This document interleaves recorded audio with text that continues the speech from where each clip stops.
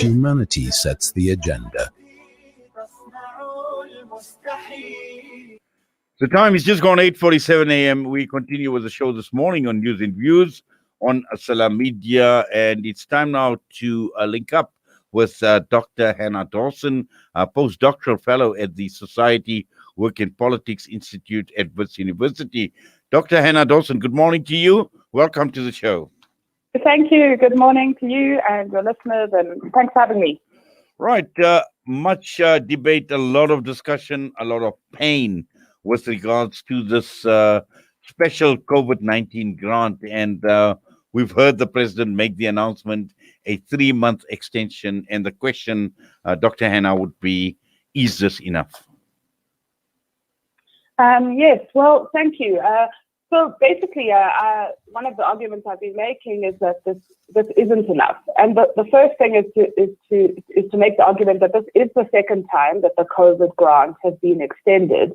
But the situation we've left many, and some of the poorest South Africans in is not knowing, if this was going to be extended in the middle of February.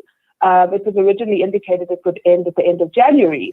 And so it's very clear that the crisis we're in and the economic distress large numbers of South Africans are in is not a short-term, it's not a temporary crisis, and it's certainly not going to be resolved in another 3 months. And so we need something more than what's been offered, and we definitely need a more permanent form of income support to the large number of unemployed people in South Africa.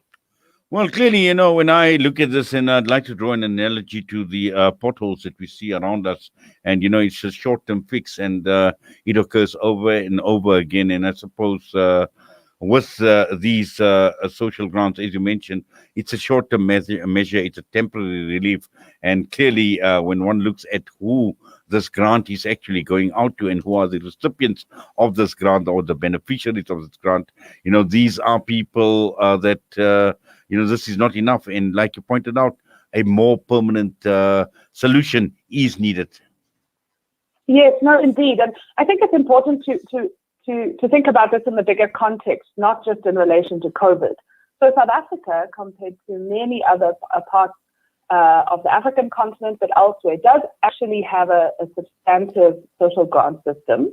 But most of the 18 million grants that are paid out every month until COVID, the new COVID grant, were going mainly to pensioners or to children. And we know that these social grants have an immense positive impact on those households and the society, the communities they live in.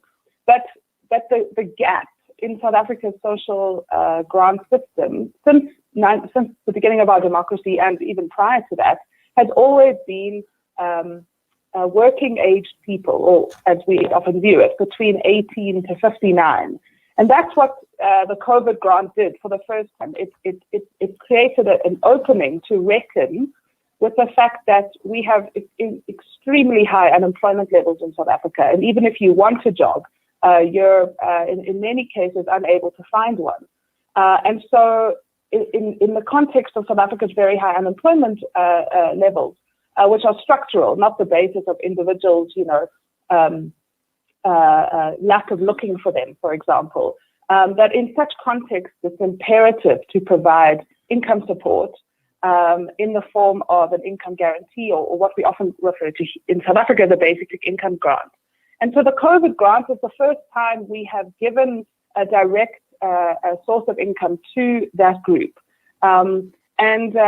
The argument I make, and many others who've been advocating for more permanent income support for many, many years, have said we have to use this COVID grant to initiate a more permanent income support measure for this group, and not do what we seem to be doing, which is running into these kind of temporary extensions, which don't provide the security people need to make decisions about their lives, to look for work, to think about starting their own businesses, to know that they can pay their rent in 2 months' time, etc.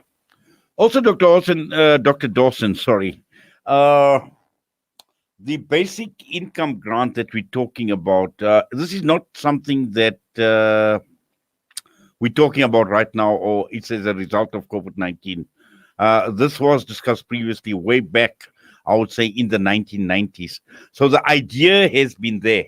The idea has been there for a very, very long time. The key issue here is implementation. How does one implement it? And are there models that we can actually look at where the idea of a basic income grant has actually worked, and something that obviously we can take a few lessons from to try and obviously implement it, possibly not in totality, but to an extent to get the ball rolling. Mm. No, exactly. So I think it's really important to make this point that basically since the 1997, 1998, when we had the Taylor Commission, a basic income grant has very much been on the table in terms of policy options and discussions, and was viewed back then as one of the key instruments to deal with income poverty in particular, but also reckoning with its positive economic effects, especially on local communities, viewing it as a kind of economic stimulus that promotes livelihoods and local buying power, etc. But the question of implementation is of course the obvious one, and that involves not only how do we design a kind of basic income grant, but also how it's funded, how it relates to other social policies, etc. And the thing so basic income as a wider policy tool has been piloted and experimented in many parts of the world, but actually very few countries have a universal basic income, which goes to every single citizen, irrespective of if they work or not. So it's important to make a distinction between a universal basic income and a much wider set of basic income programs, which at their core have the same aim, which is to provide a basic access to resources to ensure that everyone is able to meet a basic standard of living. So there are countries where there is a much more universal form of basic income, the examples being Iran has a national kind of cash transfer system. Alaska's been known for many years to have an annual dividend that it pays out to every member, every citizen of the country. But where the debate is really at in South Africa is not a universal basic income grant that would replace our existing grants. What we're rather talking about is how do we fill the gap in coverage for those who are older than 18 and who are younger than 59. And if we can find a basic income grant to fill that, and that's really the discussions that are now happening both within the Department of Social Development and the National Planning Commission, is thinking about how to put that into effect.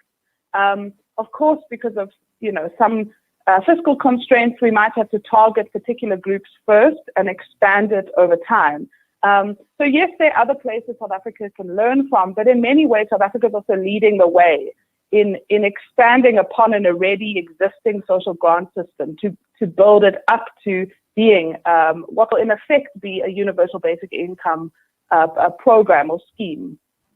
Well, certainly. And just finally, I think the key issue here is even if we have a system, even if we have the basic income grant, implemented in South Africa, the key issue here, and we've got somewhat of a sad history, Dr. Dawson, when it comes to managing the entire process, and we've seen it even with regard to the COVID-19 relief as well.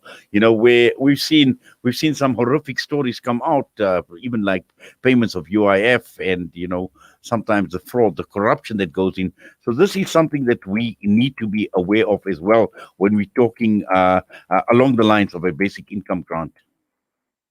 No, indeed. I mean, of course, implementation is everything. But one of the arguments that's often made for cash transfers or forms of basic income is precisely that they're very efficient, especially now when we can harness technology, we can harness mobile payments, etc. I mean, it doesn't require the infrastructure required to manage a public works program is much more expansive than what is required to distribute social grants, not to diminish the administrative capacity that is required, and a basic income grant that goes to a much larger number of people will require much more SASSA, who will most notably be implementing such a scheme, would need to have their capacity bolstered.